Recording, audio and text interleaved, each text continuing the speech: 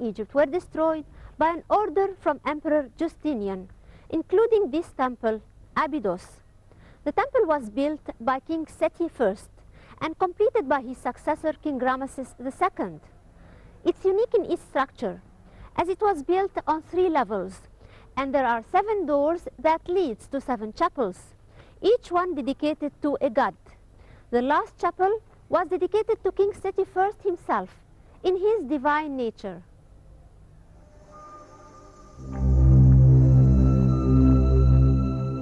No eye can miss the beauty and relaxation which are reflected in these overwhelming figures of gods and kings on the walls of Abydos temple. The scenes show King Seti I performing many of the ceremonies that are concerned with the cult of Osiris in the presence of various gods. He burns incense and pours the sacred Nile water in front of Osiris and Harendotus, who is another form of Horus when he was worshipped in Nubia. The 2 goddesses, Might and Rembet, stand in front of him, while 3 other goddesses stand behind him. They are Isis, Yamentet, and Nephthys. Then the king presents the symbol of justice, which is a statue of goddess Might to the family of gods, Osiris, Isis, and Hor-Isis.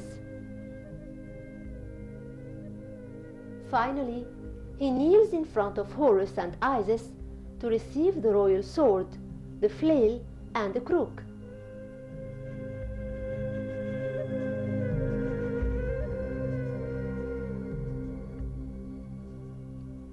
The delicate features of King Seti I were interpreted by some critics as being signs of fatigue and old age, and as being the reflections of light and shade over them.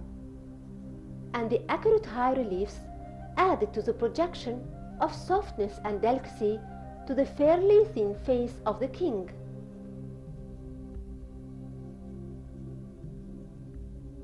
But again, these features could have been meant to express the reality of the king's physical condition at its time.